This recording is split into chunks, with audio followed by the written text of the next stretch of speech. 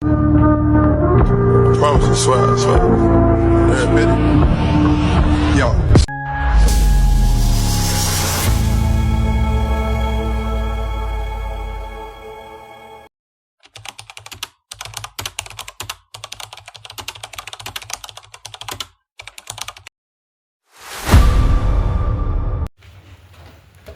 Baik, agar tidak lama-lama, langsung saja ke videonya.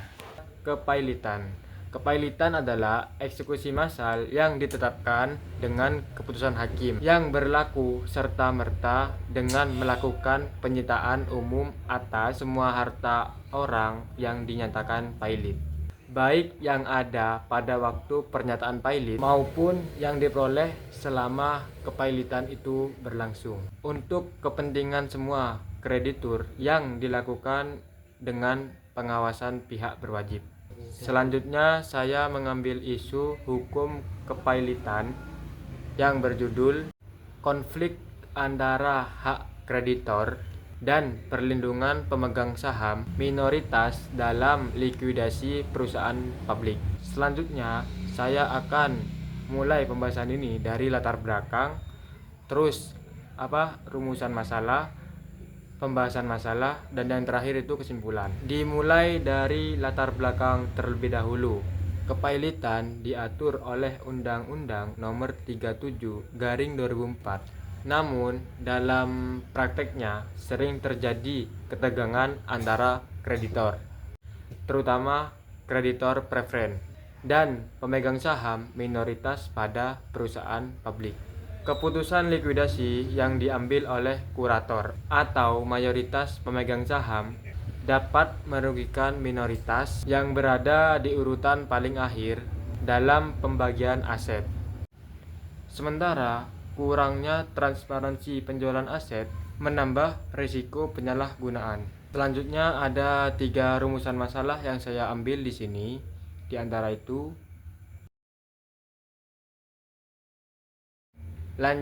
selanjutnya setelah rumusan masalah, di sini saya akan menjelaskan tentang pembahasannya.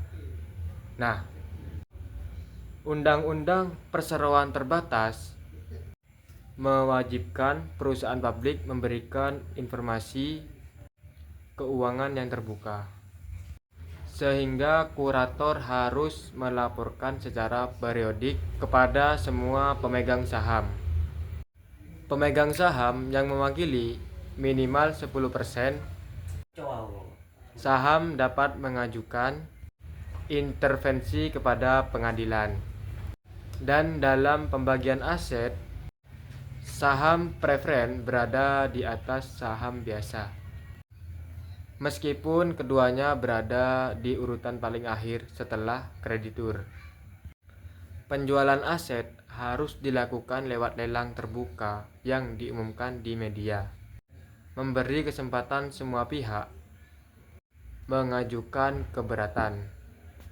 Bila prosedur tidak diikuti, keputusan lelang dapat dibatalkan. Jika minoritas merasa dirugikan, mereka dapat mengajukan keberatan tertulis, mengajukan gugatan kelas berdasarkan peraturan OJK, atau meminta pengawasan OJK terhadap tindakan mayoritas. Yang terakhir adalah kesimpulan. Nah, perlindungan pemegang saham minoritas dalam kepailitan masih bergantung pada transparansi prosedural dan hak intervensi yang terbatas. Untuk meningkatkan efektivitas perlindungan, diperlukan aturan gugatan kelas yang lebih kuat, pelaporan kurator yang lebih ketat, dan pengawasan OJK yang lebih aktif. Mungkin itu saja yang dapat saya sampaikan. Untuk kurang lebihnya saya mohon maaf. Sekian, terima kasih.